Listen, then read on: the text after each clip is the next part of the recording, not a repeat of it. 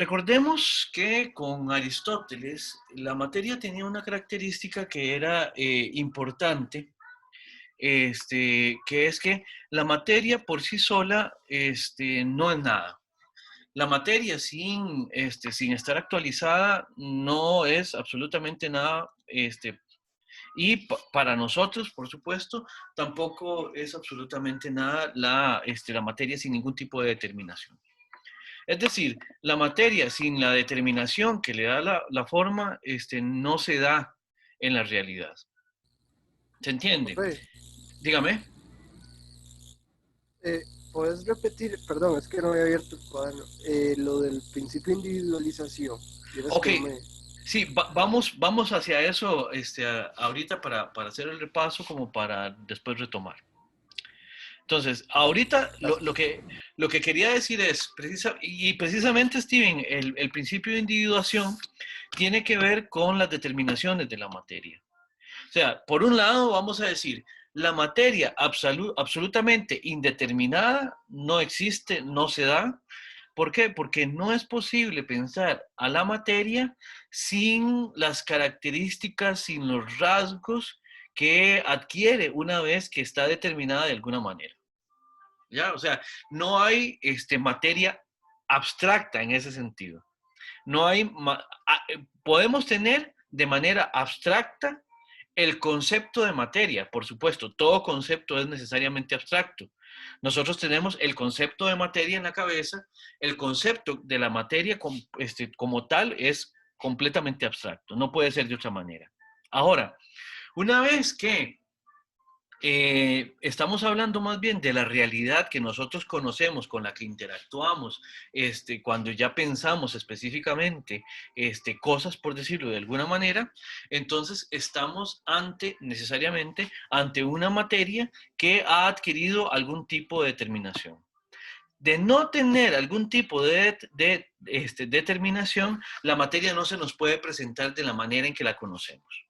¿Verdad? Entonces, o bien la materia es solamente esa referencia abstracta como concepto que podemos hacer, o sea, mejor dicho, de la materia solo podemos tener o bien un concepto abstracto o bien su presentación en concreto.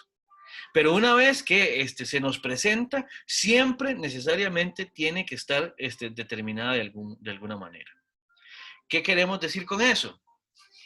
Que aún así la materia la podemos considerar de manera general. Por ejemplo, cuando yo en diferentes objetos o de diferentes objetos puedo ver el mismo tipo de material. ¿Ya? ¿Qué sé yo? Yo les había mostrado el dinosaurio que yo tenía y, bueno, ustedes saben que yo, en otros planos, en algún momento han visto que yo aquí en mi estudio tengo una colección de algunos juguetes, ¿ya? Algunos cubos Rubik, algunos muñecos, cosas así que le van quedando ahí a uno de colección. El punto es, ahí uno puede ver que todos coinciden en un tipo de materia que es el plástico del que están hechos. ¿Verdad? Entonces, puedo pensar de manera general al plástico como un mismo tipo de materia que puede estar presente en diferentes objetos de diferentes índoles, de diferentes tamaños, de diferentes formas, de diferentes confecciones, etcétera, etcétera. ¿Ya?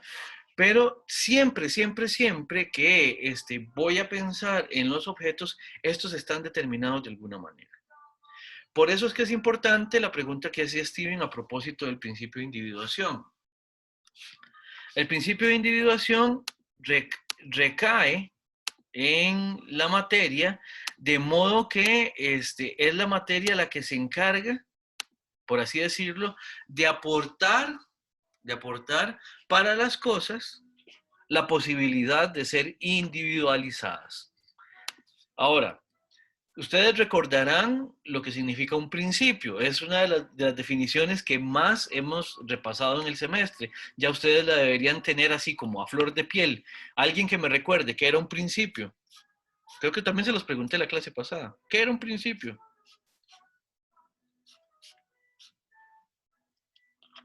Algo a partir de lo cual se genera otra cosa. Aquello a partir de lo cual alguna cosa se genera o algo se explica o algo se causa, como quieran verlo.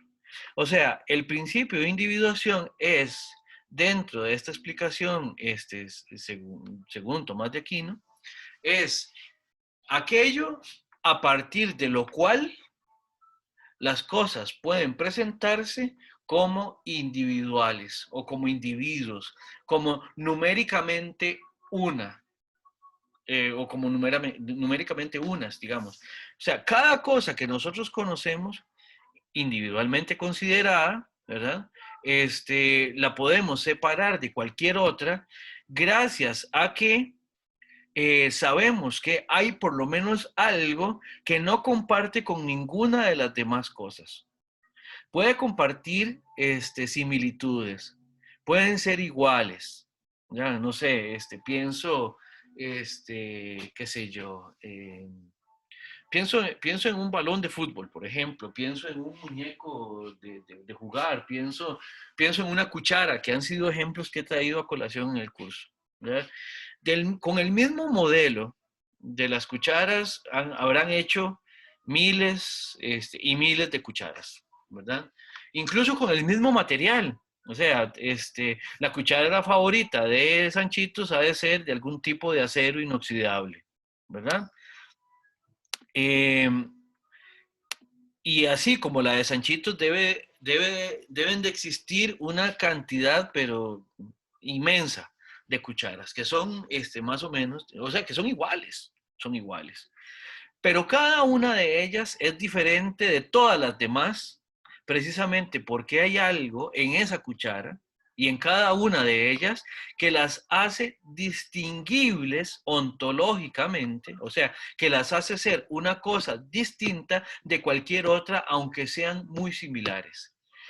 Eso es posible porque estas cosas individuales no comparten una cosa. Un principio lo hace posible y es la materia. Pero no la materia en general, como les decía. Yo puedo tomar mi cuchara y compararla con un montón de cucharas del mismo modelo y del mismo tipo de materia. Como tipo de materia, ese acero inoxidable está tanto en esa cuchara, la cuchara favorita de Sanchitos, como en todas las demás cucharas que son del mismo modelo, también como pueden estar en millones de cucharas que son de otros modelos, pero ¿qué es lo que hace que mi cuchara, la cuchara favorita de Sanchitos sea única, sea individualmente única? El hecho de que es esa materia que está dentro de esas dimensiones, delimitada precisamente de esa manera tan peculiar, tan particular, tan singular, esa materia es solo de esa cuchara y no la comparte esa materia con ninguna otra cuchara ni con ningún otro objeto del mismo tipo de material. Esa materia, cuando decimos que es esta precisamente la que está compuesta en este objeto, en esta cuchara, ¿verdad? Le decimos que es una materia que está señalada. Y en ese sentido, señalada, asignada, ¿verdad? O sea, incluso la podemos distinguir precisamente porque es esta materia y no ninguna otra.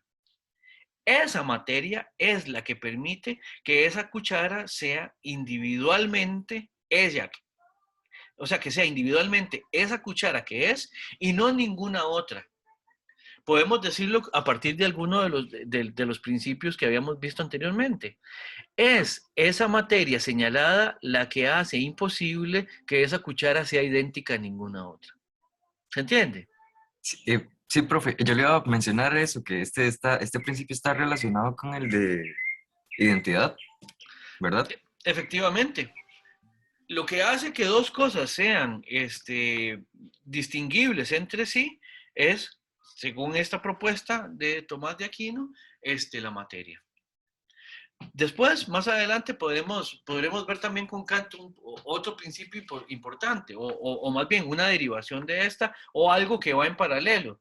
Y es también que la materia también, necesariamente, la materia señalada, que nos distingue las cosas entre sí, hace que cosas distintas necesariamente ocupen espacios distintos.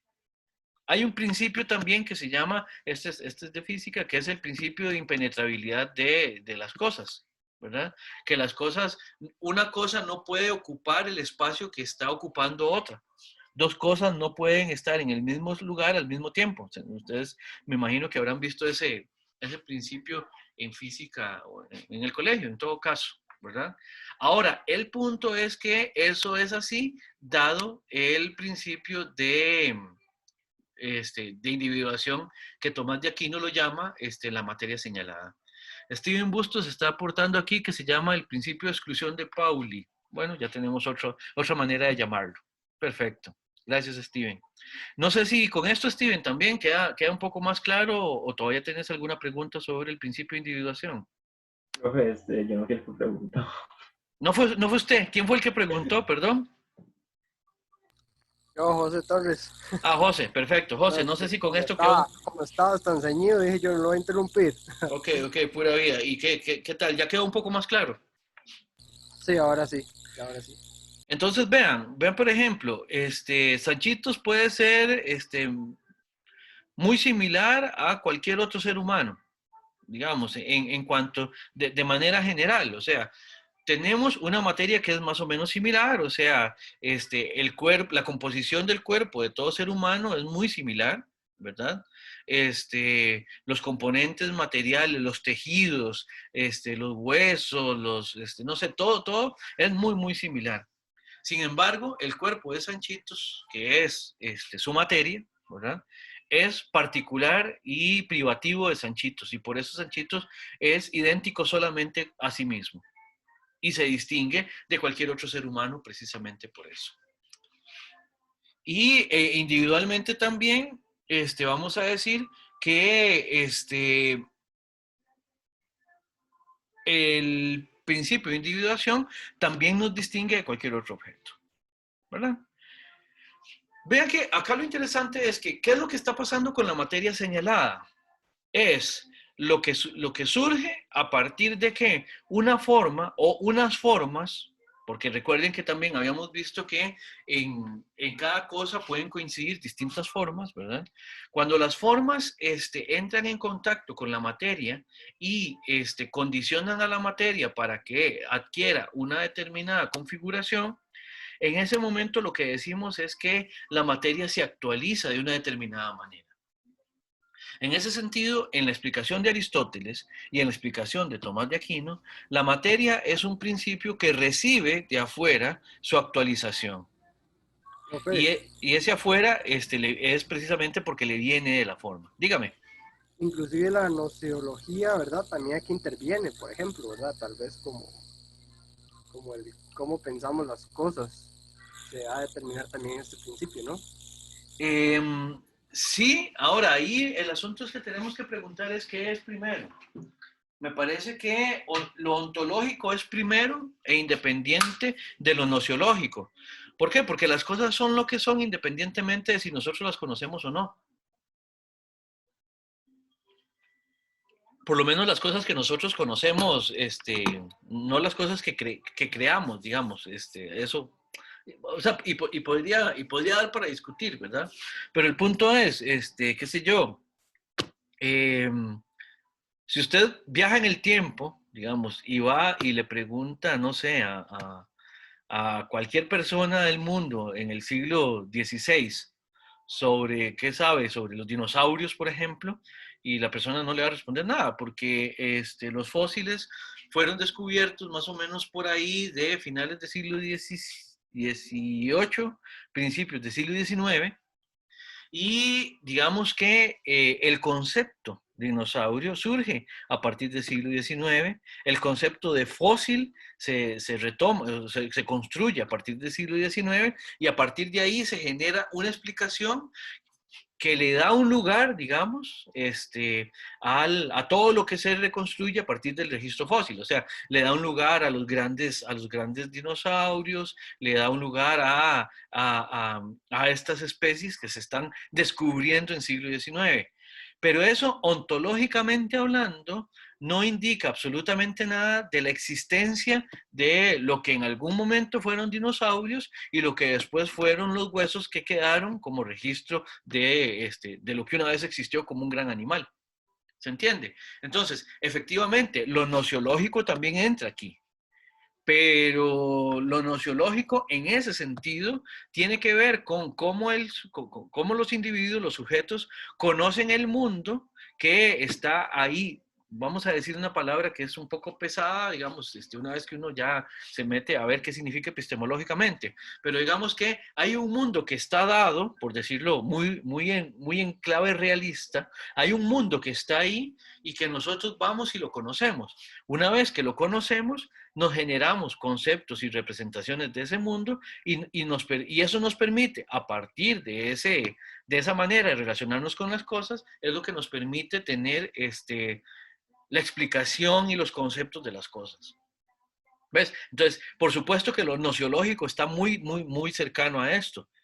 Pero el condicionamiento parece ser que es que hay cosas y lo nociológico hace referencia a esas cosas, en el mejor de los casos, en la medida en que lo conozcamos de mejor manera. No sé si con eso respondo. Sí, sí, profe. Ahora sí. Gracias. Perfecto. No sé si habrá aquí algún problema, alguna consulta. Sí, yo quería preguntar que, ok, con este principio de individuación, ajá, lo que dice es que el ser es diferente al resto por la materia. El otro, que se me olvidó el nombre, porque lo tengo apuntado. El de identidad no especifica, nada más dice que el ser es idéntico a sí mismo y listo. Es correcto, es correcto. El principio de identidad lo que nos dice es que cuando estamos pensando que dos cosas son idénticas, o mejor dicho, si dijéramos que dos cosas son idénticas es porque no hay nada que esté presente en una de esas dos cosas que no esté presente en la otra. Y de la misma manera, por así decirlo, todo lo que excluye una, lo excluye también la otra.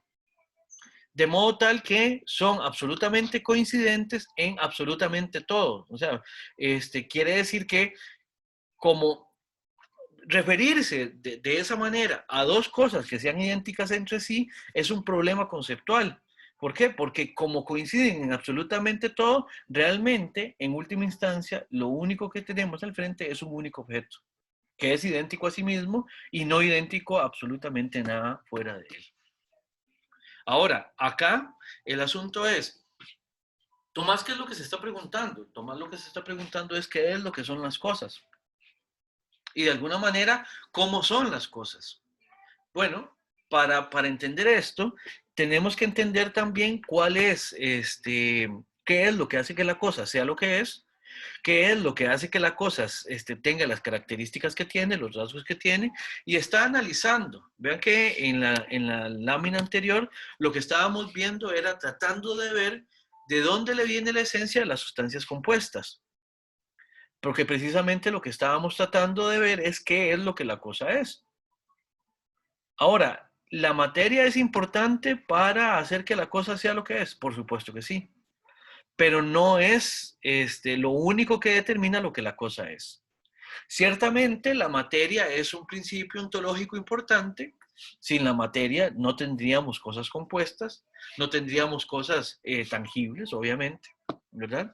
Pero la materia, ella solita, no nos va a generar la cosa, ¿verdad? Para tener algo compuesto necesitamos, además de la materia, una forma que actualice esa materia, que le dé sus determinaciones. Y una vez que le da las determinaciones, entonces singulariza ese objeto. Profe, y la materia puede ser distinguible, perdón, la materia puede ser distinguible entre sí en el tiempo. ¿Me explicas la pregunta? Tipo, pongamos una piedra. ¿Sí? Esa piedra yo la puedo distinguir de entre ella misma 100 años en el futuro o 100 años en el pasado. Si sigue siendo la misma piedra, es porque la materia según la cual puede señalarse, sigue siendo la misma. Si no, sería curioso. Vamos a ver, sería curioso. Ahora, hay ciertas cosas en las cuales hay que entender ciertos procesos, ¿verdad? Hay ciertos cambios que hacen que, aunque las cosas vayan cambiando, se sigan manteniendo, digamos, a pesar de los cambios. Voy a poner dos ejemplos. Es más, voy a poner tres ejemplos. El primero es, si ustedes observan la Luna tiene un montón de cráteres, ¿verdad? Y se sabe que esos cráteres han sido causados por impactos, sí, por impactos, básicamente.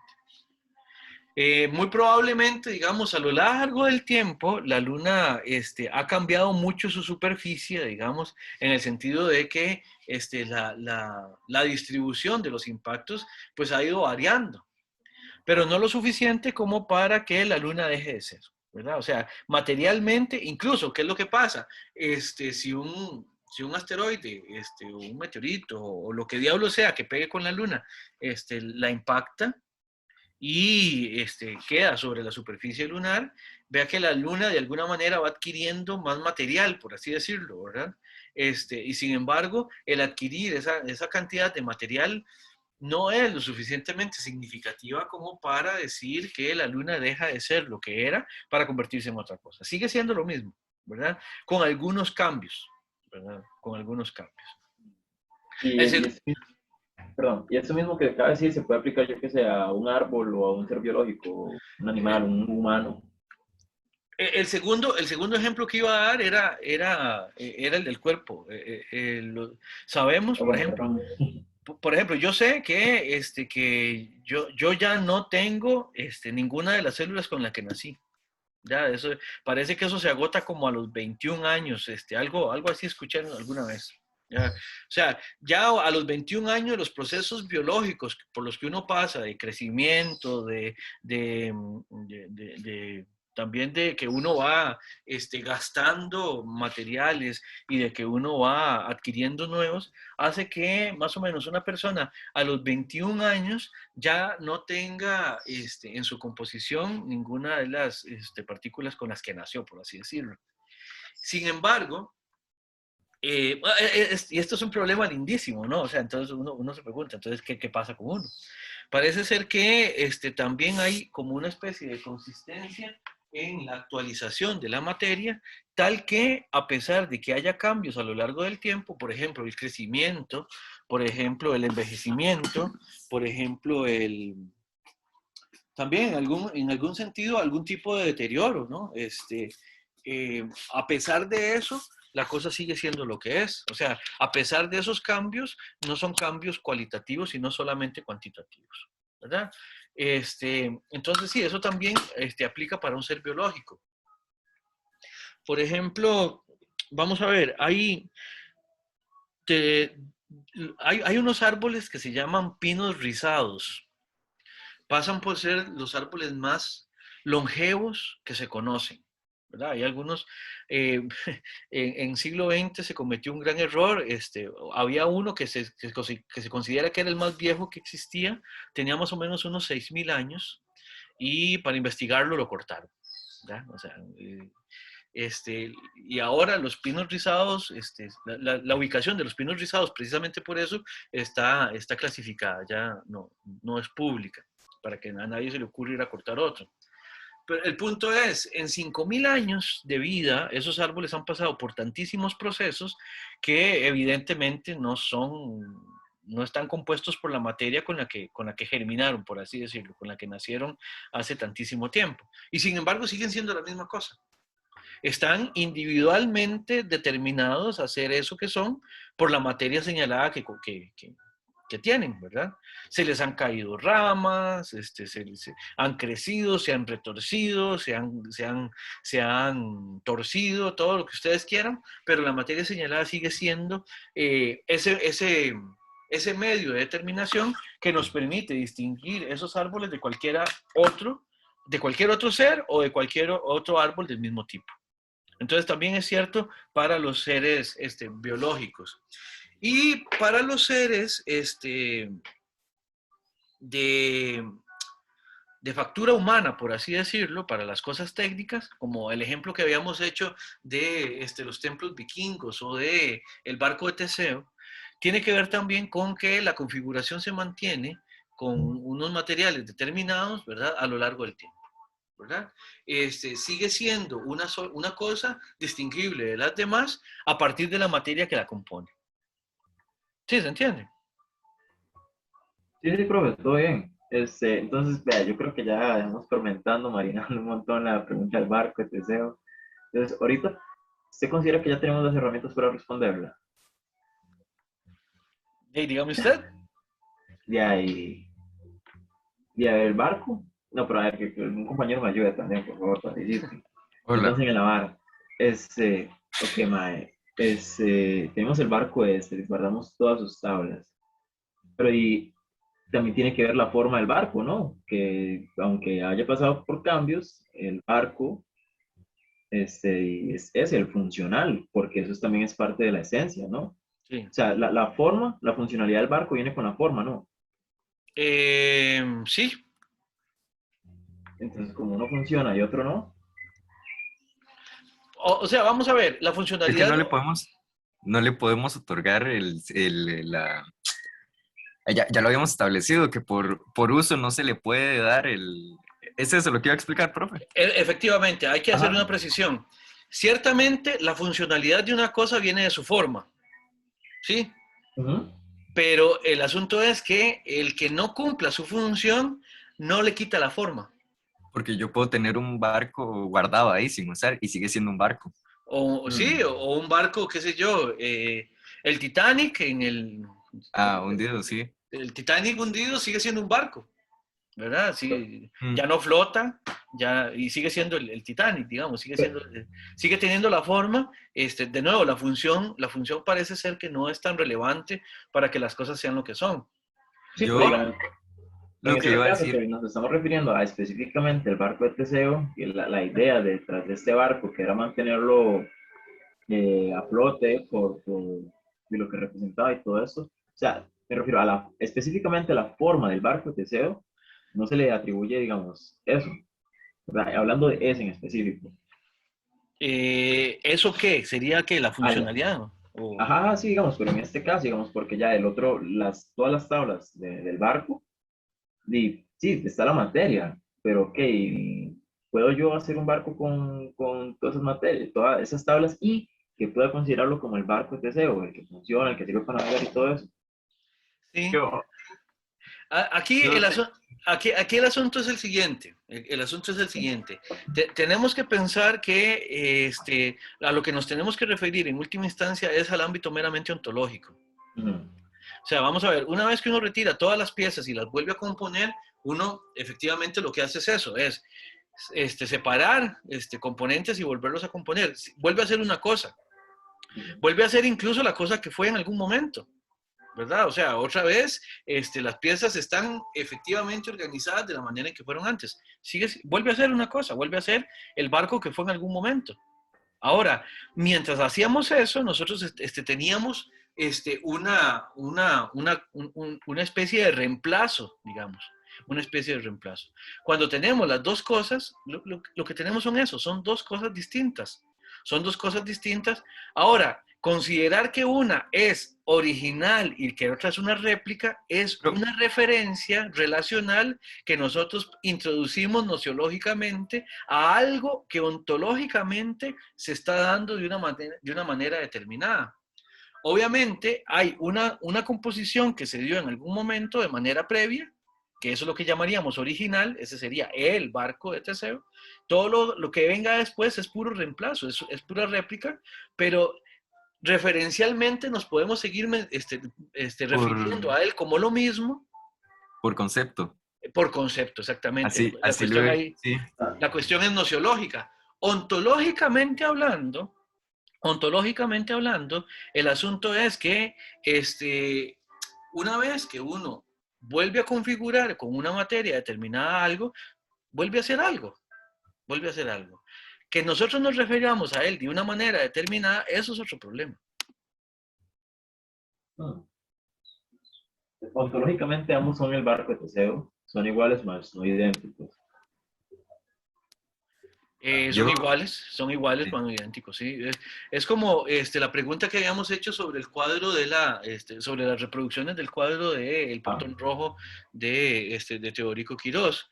Gabriel pone en el chat que dependiendo de dónde lo veamos, si lo vemos a partir de las 4 causas de Aristóteles, sigue siendo el mismo. Eh, ¿Cuál sigue siendo el mismo? ¿El original? ¿Gabriel?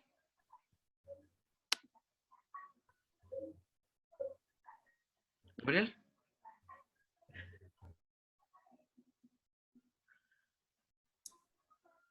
Bueno, me voy a animar entonces a hacer pues, la materia y la forma del barco, dice. Pues sí, efectivamente, la causa material y la causa formal coinciden, ¿verdad? La composición sigue siendo la misma e incluso uno la puede replicar. Ahora, cuando uno la replica, necesariamente tiene que recurrir a otra materia. Lo que diría Tomás aquí es que nos permite generar otro ser, que puede ser igual, pero no idéntico. Porque ya lo que tenemos son dos objetos distintos. ¿Se entiende? Ahora, el punto es, la consideración ontológica lo que nos dice es que toda cosa va a ser siempre lo que es, la correspondencia de la cosa consigo misma.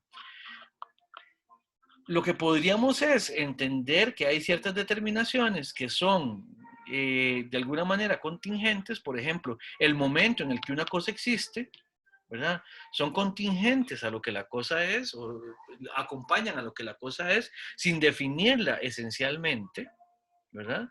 Que se presentarían de manera distinta en cada una de las presentaciones del barco de Teseo, por así decirlo. Está el que se hizo de primero necesariamente va a tener anterioridad en relación con cualquier otro que venga a partir del reemplazo de piezas. Eso es relacional también. No sé si se entiende. El punto es, lo que estamos viendo acá como principio de individuación es fácil de ver cómo se demarca en uno y otro ejemplar cada una vez que surge una nueva réplica, una nueva copia. De la misma manera, ahora sin pensar en ninguna cosa en específico, cada vez que tenemos una cosa nueva, particularmente nueva, lo que tenemos es una determinación específica de una materia que ha sido actualizada por una o por las formas o por la forma, ¿ya? De una manera o de manera que hace que sea esa cosa y no ninguna otra. Esto va a ser importante porque Tomás va a empezar también a hablarnos a partir de ahora de cómo es que la materia, la forma y la esencia conviven en las cosas o se presentan en las cosas y a partir de ella cómo es que podemos generar ciertos tipos de precisiones tanto en las cosas individuales como en los géneros y en las especies en las cuales o con las cuales las cosas se relacionan. No sé si tienen alguna otra pregunta en este momento. Sí, profe, es Adelante, que no me queda claro una cosita. dígame.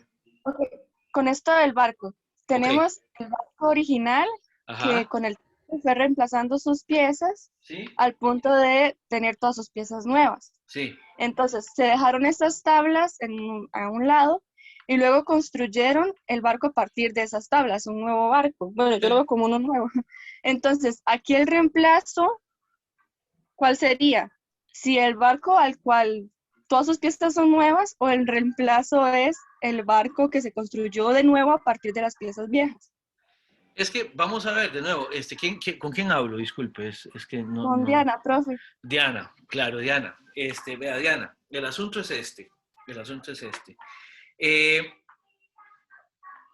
si la respuesta es solamente ontológica, yo le voy a decir, tenemos un barco, que fuimos descomponiendo sus partes, o sea, fuimos retirando sus partes. ¿Se acuerdan que en algún momento yo les decía que si algo está como parte en un todo, simplemente lo consideramos dentro de ese todo integrado? Una vez que lo separamos, estamos hablando ya de seres distintos.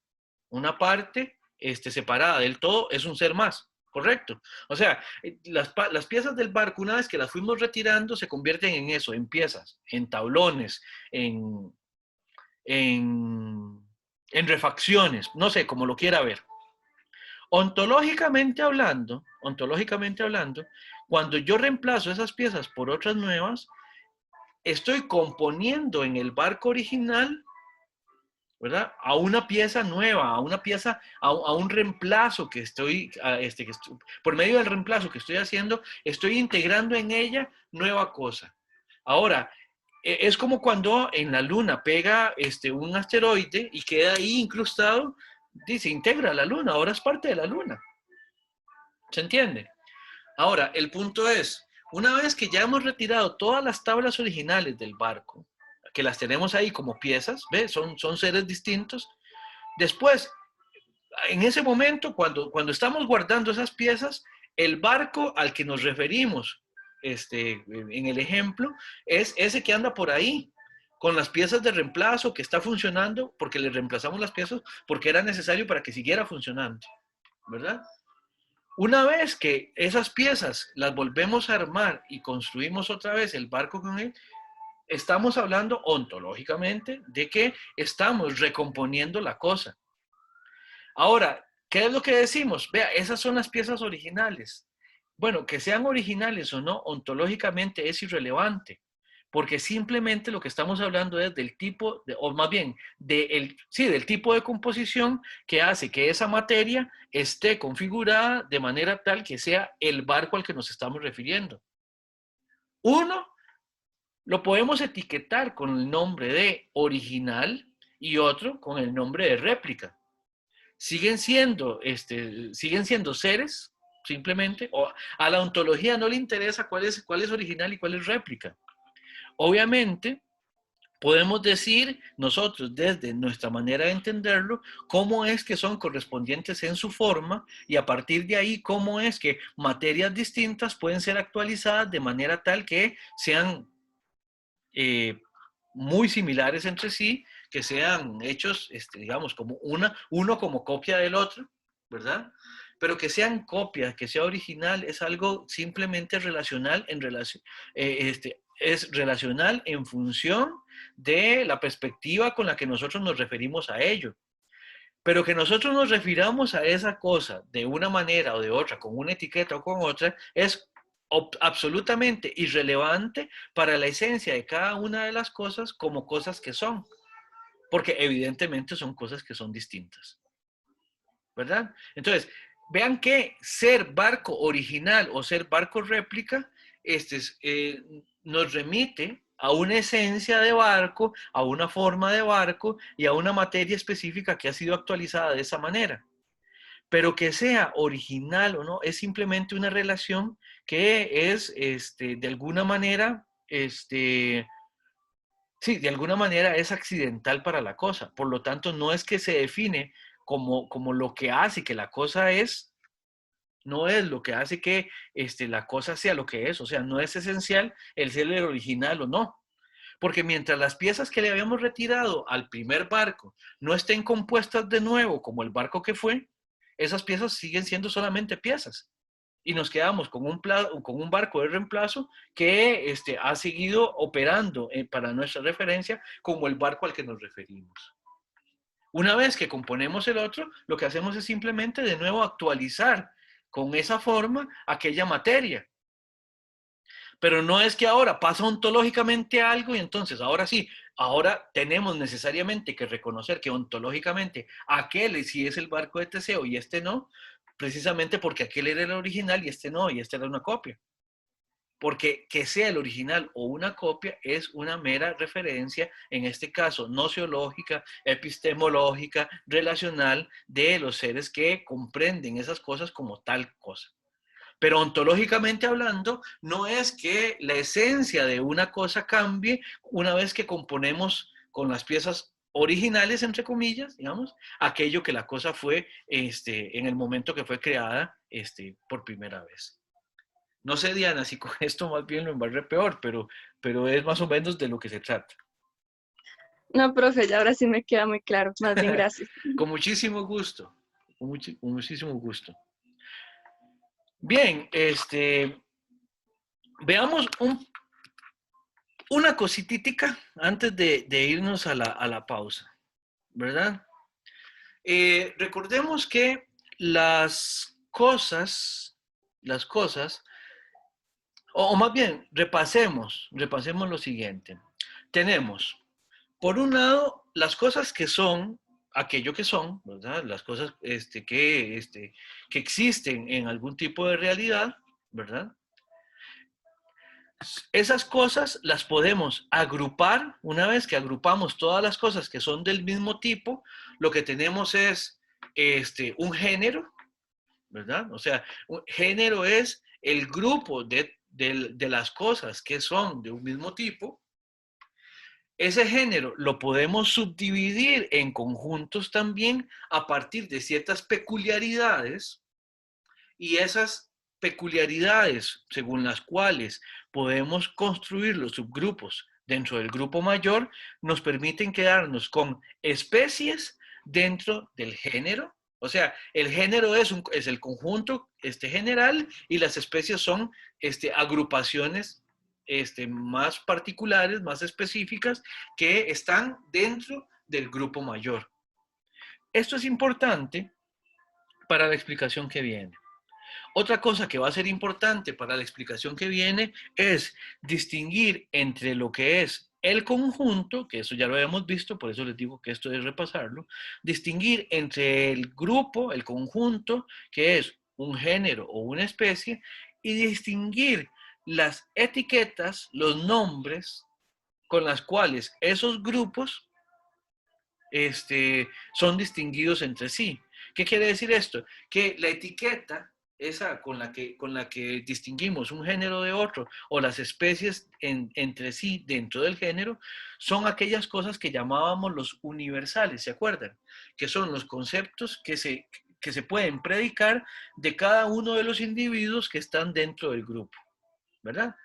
Entonces, una vez que tenemos eso, tenemos que empezar a ver qué es lo que vamos a ir entendiendo en relación con las posibilidades de determinación de las cosas a partir de su forma de ser. Recuerden, determinar es establecer una limitación de algo. Determinar es establecer hasta dónde llega algo, por así decirlo. Entonces, ahora, el punto es este. Tengamos un individuo, cualquiera que sea, y la especie a la que pertenece. En ese sentido, vamos a decir que la determinación que nos hace llegar al individuo de manera tal que lo podemos distinguir a él singularmente dentro de la especie en la que está agrupada, agrupado, que diga, esa determinación es posible gracias a la materia.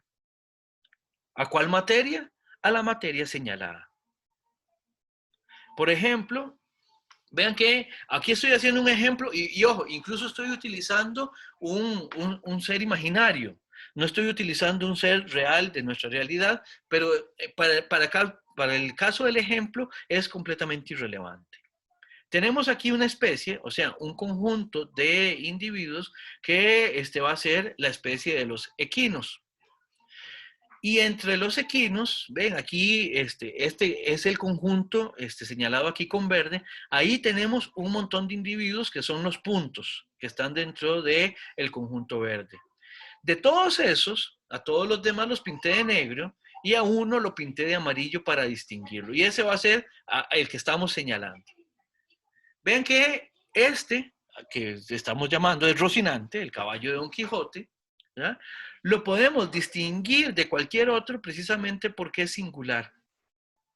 Partiendo del hecho de que Rocinante también tiene una materialidad, aunque sea imaginaria, pero tiene una materialidad que no la comparte con ningún otro, aunque sea imaginario, ¿no? ¿Verdad? Rocinante, entonces, lo podemos distinguir de cualquier otro equino. ¿Qué sé yo? Que está por aquí podría ser bien Babieca. Por aquí, no sé, podría ser cualquier otro caballo famoso, podría ser, qué sé yo, Mr. Ed, ¿verdad? Y no sé, la verdad es que no conozco demasiado de caballos, ¿verdad? Pero aquí podríamos tener cualquier otro tipo de caballo o cualquier caballo real o ficticio que podemos distinguir de Rocinante. Cuando lo podemos distinguir de esa manera es porque lo podemos señalar. Hay algo que lo hace distinto de todos los demás. Esa posibilidad de distinguir, vamos a decir que es posible, digamos, gracias a la materia señalada. Rocinante es ese caballo que le pertenece a Don Quijote y no le pertenece a nadie más. Se distingue de cualquier otro caballo de la especie. ¿Ya? Yo sé que aquí el ejemplo no es lo mejor, no es el mejor, porque Rocinante, como les digo, es un caballo imaginario. Pero no importa. Hay una posibilidad de distinguirlo entre de cualquier otro. Precisamente porque es ese en el que cabalga Don Quijote y no otro. No sé si se entiende.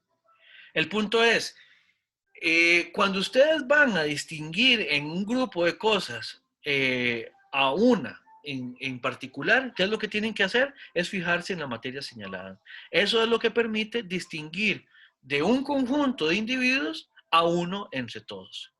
¿Preguntas?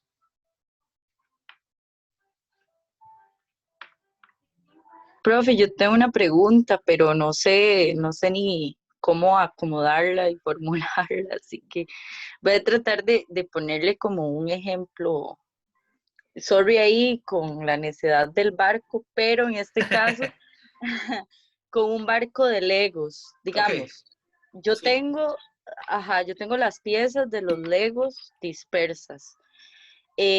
Cada una, ¿verdad? Es una forma y materia, compuesto aparte, ¿verdad? Cada Ujú. Lego.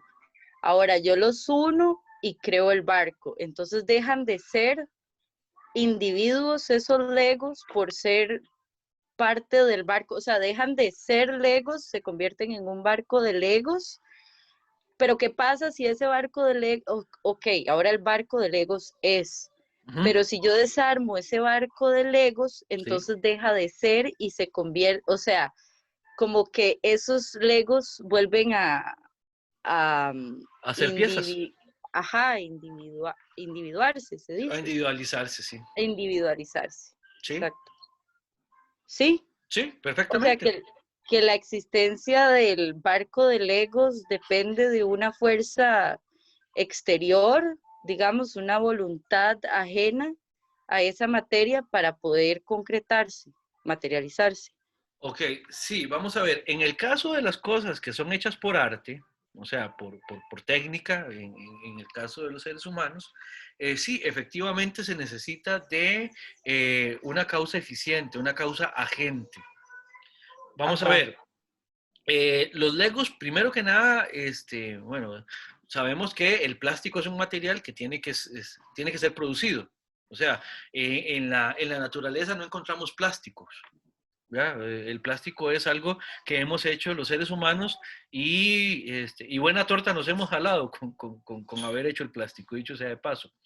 Pero efectivamente, una vez que, primero, vea todo el proceso que hay que hacer para llegar a tener un barco de Legos, ¿verdad? Hay que tomar la materia prima, digamos, natural, o sea, que se toma, o sea, ya no la que nosotros podamos crear, o sea, nosotros no, no es por nuestra acción que se crea el petróleo en última instancia, que es de donde surgen estos plásticos. Yo no sé si estarán haciendo Legos de algún otro tipo de polímeros no provenientes del petróleo, qué sé yo, hay polímeros también biológicos, ¿verdad? Pero bueno, dejando toda esa discusión de lado, se toma una materia prima de la naturaleza, ¿verdad? Y se le introduce por medio de una intencionalidad una forma, ¿ya? Y entonces esa materia prima pasa por un cambio cualitativo. Ya no tenemos petróleo, ahora tenemos plástico. Yo no sé cuántos pasos hay que dar para pasar, si alguien de aquí es de ingeniería química o algo por el estilo, tal vez nos pueda ayudar, pero el punto es, una vez que uno hace que las cosas, uno somete las cosas a ciertos procesos, genera un cambio cualitativo. Entonces, de petróleo, yo no sé, saltándome cuántos pasos, llegamos a plástico. Ahora ya tenemos una materia, de nuevo, es otra materia prima, que ha sido generada por la capacidad técnica, en este caso, de los seres humanos. Ok, tomamos esa materia prima y de nuevo le introducimos una forma, de modo que esa materia prima la convertimos de plástico a piezas de Lego, ¿verdad? Que si extrusión, que si moldeado, que si troquelado, yo no sé cómo es que se genera eso, pero ya tenemos las piezas de Lego. Las piezas de Lego, a su vez, son piezas que de suyo tienen una cualidad, y es que como posibilidad tienen la capacidad de combinarse por medio del armado en diferentes configuraciones. Cuando hacemos un barco, lo que hacemos es que tomamos las piezas, las combinamos entre sí de una manera tal que las configuramos y las convertimos en un barquito de juguete, en un modelo de juguete de un barco, digamos, ¿verdad? Cuando los Legos cuando los Legos están separados entre sí, obviamente lo que los individua, ¿verdad? O sea, lo que los hace individuos es precisamente la materia de la que está compuesta cada pieza. Nos permite distinguir una pieza de otra, ¿verdad? Aun cuando tengan características similares con muchas otras piezas, esa materia de cada pieza la hace distinguible entre sí. Una vez que tomamos las piezas por separado, o sea, cuando son seres separados, que son individuos, están sin estar armados, son seres singulares cada una de las piezas. Una vez que las combinamos, a la combinación la consideramos como un todo, un único ser, compuesto por un montón de piezas. Pero ya las piezas dejaron de ser piezas sueltas para ser piezas en composición. Cuando están en composición, la cosa que es esa totalidad que se ha generado a partir de la composición. Entonces, ahora tenemos un barquito. Y una vez que las separamos, lo que hacemos es entonces que volvemos a individualizar cada una de las piezas y las consideramos seres distintos. Ya no partes del barco, sino piezas separadas. Entonces, sí, ahí hay vean que de nuevo, la materia señalada de las piezas me permite distinguirlas de todas las demás piezas. Una vez que yo esa materia la combino con otras, ahora de lo que tengo que hablar es de la materia señalada, no de las piezas como seres independientes, sino del barco como la composición a la que he llegado a partir de la configuración que he realizado con esas piezas. Y eso me permite distinguir el barquito de Legos de cualquier otra cosa. Ya sea que esa otra cosa sea las piezas que me quedaron sueltas, o bien otros barquitos de Lego, o bien otros modelos de Lego, o bien cualquier otra cosa que exista en esa realidad. Entonces, ahí es donde estamos viendo que la materia señalada de cada cosa, lo que individua cada cosa es esa materia que ha sido actualizada de esa particular manera en la composición que es cada cosa, que es lo que es y no otra cosa.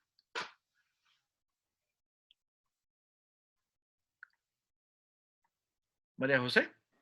Perfecto, muchas gracias. No, hombre, con mucho gusto. No sé si tienen alguna pregunta antes de ir a la pausa, si no podríamos ir deteniéndonos por acá.